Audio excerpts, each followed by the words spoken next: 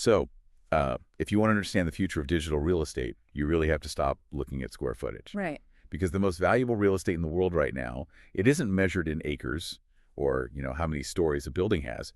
It's actually measured in megawatts. Yeah, exactly. And right now, the greatest scramble for megawatts on Earth is quietly happening in India. Yeah. I mean, you probably don't think about it when you're streaming a movie or scrolling your feed or prompting an AI. You just expect it to work. Exactly. You just expect it to work. But every single byte of that data you rely on is grounded in these massive, heavily fortified physical buildings.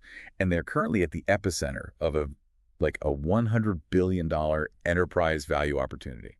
Yeah, we really have this tendency to think of the cloud as this weightless, invisible entity just floating above us. Right. But it is fundamentally a heavy industry. It requires concrete, steel, just miles of specialized cables, and, well, staggering amounts of electricity. So, to help you wrap your mind around this invisible engine that's powering your world, we are doing a deep dive into this incredibly comprehensive 101 question report from JM Financial. Mm-hmm. It's titled Data Center 101, India's Cloud Moment. And our mission today is really to bridge that massive gap between the virtual cloud you interact with and the physical concrete that sustains it. Right, the stuff you can actually touch. Exactly. We're going to explore the severe supply-demand mismatch in India's data infrastructure and the deeply counterintuitive economics of how these places actually make money. Yeah, it's not how you think. And we'll also get into how new, highly optimized AI models like DeepSeek are completely rewriting the future of this industry. Which is a huge plot twist. Oh, absolutely. Okay, let's unpack this, because before we can even begin to talk about this massive business boom, we need to understand how this industry even measures itself, right? Which completely flips our normal understanding of real estate. Yeah, it really does, because traditional real estate focuses entirely on physical space, right? An office building, an apartment complex, a retail store. The limiting factor is always floor space. Right, how many square feet you have. Exactly. But in the data center world, square footage is, entirely secondary. The primary metric, and honestly, the only metric that truly dictates capacity, is power. Power, okay. Yeah. You measure a data center in megawatts. Your physical building could literally be the size of 3 airplane hangars. But if you only have a 5-megawatt connection to the local electrical grid, well, then you only have a 5-megawatt data center. That power is the absolute bottleneck. I mean, measuring real estate by power is like rating a restaurant by its electricity bill instead of how many tables it has. Oh, yeah. It just feels so backwards to how we normally value property. It does, but, it makes perfect sense once you look at the thermal mechanics inside the building. A server rack doesn't just take up a few square feet of space. Right. It consumes massive amounts of electricity to run the processors. And that electricity doesn't just vanish. It turns into heat, right? Exactly. It's converted almost entirely into a tremendous amount of heat. And if you don't remove that heat, the servers will hit what's called thermal throttling in minutes. And eventually, they will literally melt down. Wow. Yeah.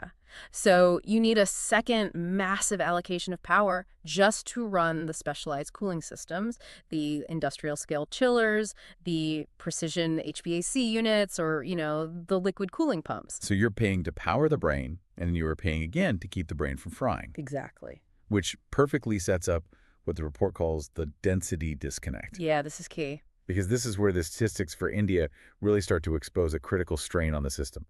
Right now, get this, India generates 20% of the world's data. Which is wild. It is. 1 out of every 5 bytes of data created globally is coming from Indian users. Yet, India only houses 5.5% of the world's data center capacity. Right, and that gap creates immense operational stress. The industry measures that specific stress point using a metric called petabytes per megawatt. Petabytes per megawatt. Yeah. It asks a pretty simple question. How much sheer data volume are you forcing through every single unit of electrical processing power you have available? And the international comparison here really puts it into perspective, I think, because the U.S. operates at a very comfortable 0.3 petabytes per megawatt. Right. They have vast amounts of physical infrastructure relative to their data generation. Yeah. And then China operates at 4.5 petabytes per megawatt. Yeah. But India India operates at a heavily strained 14.5 petabytes per megawatt. What's fascinating here is the human reality behind that mathematical ratio. To really understand that 14.5 figure, you have to think about the users. Okay, how so? Well, for every single megawatt of data center capacity in India, there are 915,000 internet users crammed onto it. 915,000. Yeah. That is 18 times the user density of the United States, and it's 3 times that of China. Wow. So when you are trying to load a high-definition video or you're waiting for a massive file to sync for work, Mhm. and you experience that annoying slight delay or buffering. Right, everyone hates that. Yeah. But you are quite literally feeling the physical limits of that 14.5 petabytes per megawatt density. You're sitting in digital gridlock because the servers are just processing too many requests with too little power. Precisely. But wait, if we are so starved for capacity, and we have, what, 1.4 billion people hammering this infrastructure, why are we only at 1.35 gigawatts right now? I mean, why hasn't the free market already fixed this obvious gap? Well, building a hyperscale data center is nothing like throwing up a commercial warehouse. It is a logistical gauntlet. Okay. It requires intense upfront capital, highly specialized zoning, secure land that's protected from natural disasters, and most importantly, guaranteed access to a massive, uninterrupted power grid and fiber optic backbones. Oh, right. You can't just plug these things into a normal wall outlet. Exactly. And historically, aligning all of those infrastructural requirements took years of negotiation in India. You need industrial power agreements and substations built specifically for your site. So it's just slow. Yeah, the market is reacting now and capacity is growing rapidly. But pouring specialized concrete and wiring high-voltage substations simply takes longer than it takes for 10 million new smartphone users to just come online and start streaming. And that data tsunami isn't slowing down while the builders try to catch up either. Not at all. I mean, the average Indian user is now consuming 26.6 gigabytes of mobile data every single month. Which is huge. Yeah, it's largely driven by telecom operators offering some of the lowest data prices in the entire world. Right. And just as the infrastructure providers are struggling to catch their breath from that consumer mobile data boom, an entirely new structural demand arrives. AI. The AI revolution, yeah. Generative AI workloads are projected to grow globally at a 34% compound annual growth rate through 2030. 34%. Yeah, meaning the processing demand is essentially compounding by a third every single year. And AI is notoriously power hungry. The traditional narrative we hear is that training a massive language model requires entirely new, ultra-high-density infrastructure. Right. We're talking racks that consume 40, 50, even up to 100 kilowatts per single rack. And most of India's existing data centers were built for traditional enterprise cloud workloads, right? Exactly, which generally operate in the neighborhood of like 6 to 12 kilowatts per rack. It's a massive difference. Oh, yeah. Those older facilities use traditional air cooling, which simply cannot pull the heat away fast enough from a 100 kilowatt AI rack. Because it would just melt. Exactly. For that, you need direct-to-chip liquid cooling. And that is incredibly difficult and expensive to retrofit into an older building. Right. So the prevailing fear in the industry was that India's current infrastructure, and even the facilities currently mid-construction, would just be instantly obsolete for the AI age. But that brings us to a massive plot twist in the report regarding optimized AI architectures. Because the emergence of models like DeepSeek fundamentally changes the physics of this problem, right? It really does. It is an incredible piece of engineering serendipity. How so? Well, traditional massive large language models light up their entire neural network for almost every single prompt. And that consumes an exorbitant amount of power and generates massive heat. Okay. But DeepSeek utilizes different architectural approaches, like a mixture of experts, where it dynamically routes queries only to specific relevant parameters. Oh, so it's not working as hard. Exactly. By optimizing the data pathways and the parameter sizing, DeepSeek requires significantly lower computational power to achieve cutting-edge results. Wow. So instead of needing those melting hot, ultra-high-density 100 kilowatt racks, these highly optimized models can thrive on standard racks, pulling just 12 to 20 kilowatts. So DeepSeek is essentially taking a massive gas-guzzling V8 engine requirement and optimizing it so it can run perfectly on a standard four-cylinder fuel line. That is a very precise way to look at it, yeah. The mechanical efficiency completely alters the physical infrastructure requirements. But wait, isn't the entire narrative that AI requires infinitely more power? Right. Like, we see big tech companies in the US talking about resurrecting decommissioned nuclear power plants just to feed their AI data centers. Hmm. Are you saying this efficiency leap actually saves our current infrastructure from becoming obsolete overnight? Well, if we connect this to the bigger picture, it really comes down to total power versus power density. Okay, write that down. The overall demand for total megawatts globally is absolutely still skyrocketing. We still need total megawatt capacity to grow exponentially. Right. But what DeepSeek and similar optimized models change is how you can deploy that power inside the building. Ah, I see. Yeah, because they lower the per rack density requirement back down to that 12 to 20 kilowatt sweet spot, Yeah. you don't need highly experimental liquid cooling infrastructure for every AI task. Oh, Right.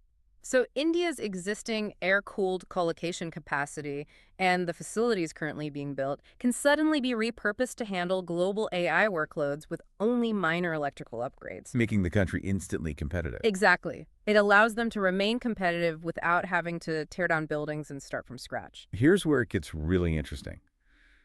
The actual unit economics of this boom. Because DeepSeek and the mobile data boon are virtually guaranteeing long-term tenant demand, the financial floodgates have just completely opened. Oh, absolutely flooded. Yeah, I mean, the ambitious goal laid out in the JM Financial Report is for India to hit 5 gigawatts of capacity by 2030. Right. And just to contextualize how steep that mountain is, hitting 5 gigawatts after a multi-year building frenzy would still only get India to roughly half of China's current operational density. Which is wild. Yeah. And to hit that 5 gigawatt target, the report estimates a capital outlay of roughly $20 billion over the next 5 years. 20 billion. Yeah, and that's just for the physical real estate, the secure shells, the generators, the cooling towers. That doesn't even include the estimated $60 billion for the IT cloud infrastructure itself. So wait, how do these companies actually make their money back? Because it sounds completely different from commercial real estate or traditional tech companies. It's a completely different paradigm. Let's break down the economics of a single megawatt in a colocation facility. Okay. It costs roughly $5.4 million, or about 455 million Indian rupees, to build 1 megawatt of physical space. Wow. Yeah.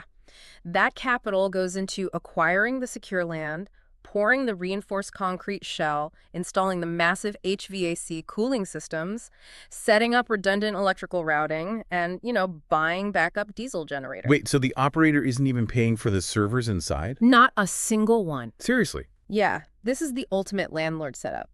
The facility operator provides the secure, cooled, and powered shell.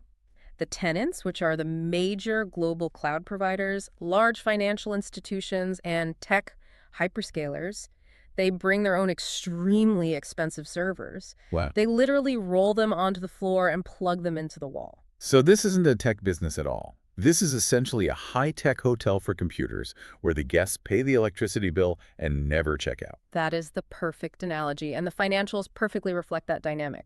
A 1 megawatt capacity generates roughly 220 million rupees in revenue in year 1. Okay. And these are not fragile month-to-month leases, right? These are rock-solid 5 to 10-year recurring rental contracts, and they usually have built-in annual inflation escalators. Let's talk about the profit margins, because the report drops some heavy financial jargon here. They mention EBITDA margins start at around 35%.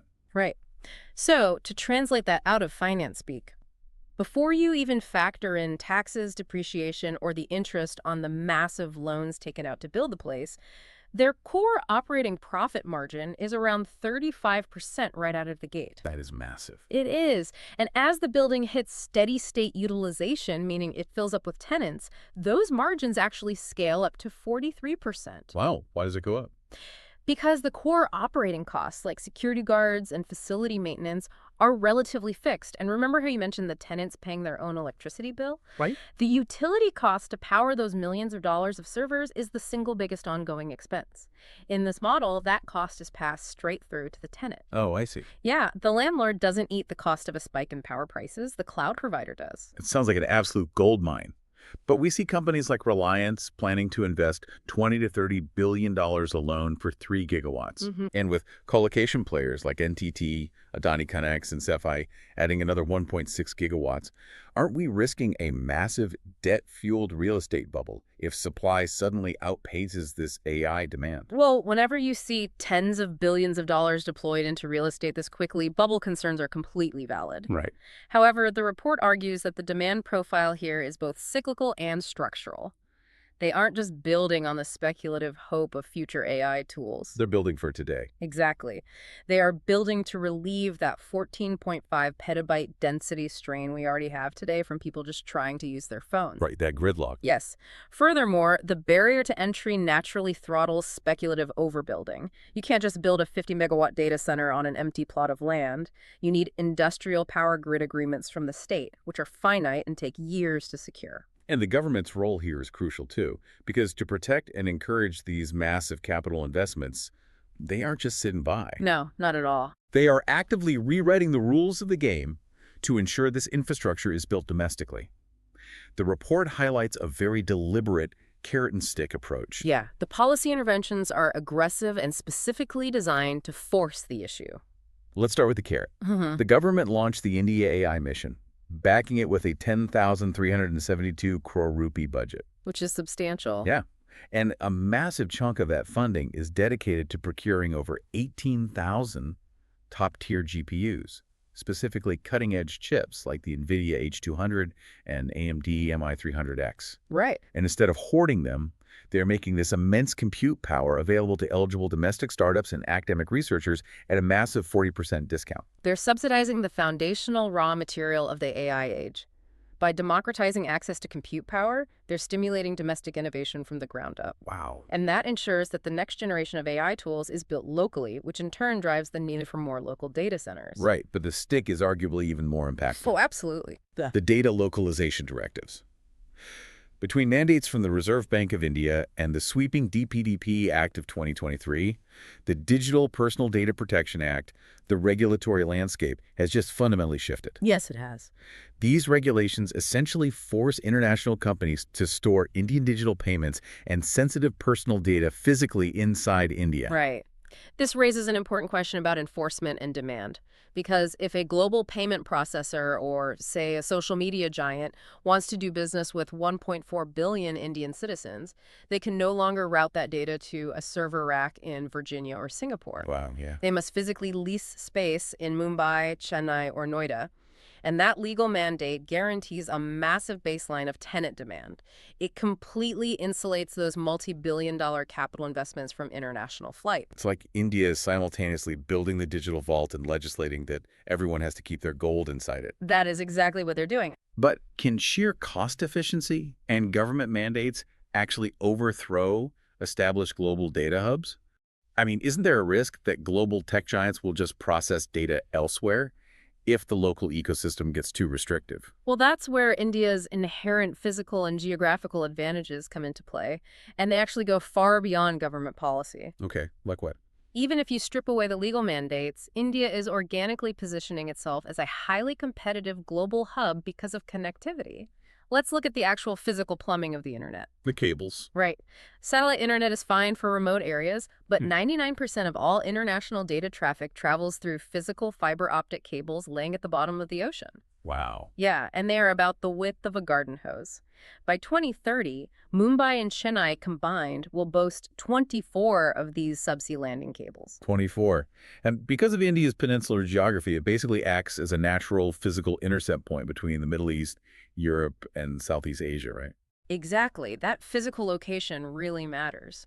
24 cables rivals established, premier global hubs like Singapore, and more subsea cables mean a wider data highway, which directly translates to lower latency for global routing. Makes sense. Add to that the operational cost advantage. We discussed the $5.4 million per megawatt build cost, which is globally competitive. But ongoing power costs are what really make or break the 10-year outlook. Oh, right, the electricity bills. Exactly. India possesses globally competitive industrial power rates. And crucially, they are executing a massive transition toward renewable energy. Oh, really? Yeah. The national plan is to scale renewable capacity from 203 gigawatts today to a staggering 500 gigawatts by 2030. So what does this all mean? Well, it means India isn't just offering cheap power, it will be uniquely positioned to offer cheap green power at a massive scale. Oh, wow. Which hyperscalers desperately need. Exactly. For global hyperscalers, companies like Amazon, Google, and Microsoft, who have made binding public climate pledges to become carbon neutral, finding a jurisdiction that offers low latency, high capacity, and green electricity is basically the holy grail. So India is providing the green power they need to meet their own climate pledges. Exactly. India is engineering the exact physical ecosystem those global giants desperately need to fulfill their own corporate promises. To bring this all together for you, the next time you're staring at a buffering icon, or you see a local startup launch an impressive new AI tool, remember what is actually happening behind the glass of your screen. It's all physical. It is. Yeah. You are actively participating in a massive cyclical and structural boom. Every app you open is driving a $100 billion real estate revolution in India, Yeah. powered by the hyper-efficiency of models like DeepSeek, strictly enforced by changing data sovereignty laws, and literally tethered to the rest of the world by thousands of miles of newly laid subsea cables. It really leaves you with a fascinating reality to ponder as we look to the future. What's that? Well, historically, nations built their empires and secured their sovereignty by hoarding physical gold, controlling naval shipping lanes, or dominating the flow of crude oil, right? Okay. But as nations now race to build these massive, power-hungry data fortresses to secure digital sovereignty and AI supremacy, we have to ask a new question. Okay. Will the true geopolitical power of the 21st century be defined not by who has the most weapons or the most oil, but simply by who controls the most megawatt hours of cooled concrete? Wow. A completely invisible digital engine suddenly becoming the most tangible, valuable asset on Earth. Thank you for joining us on this deep dive. Keep looking past the screen and keep exploring the invisible systems that run your world.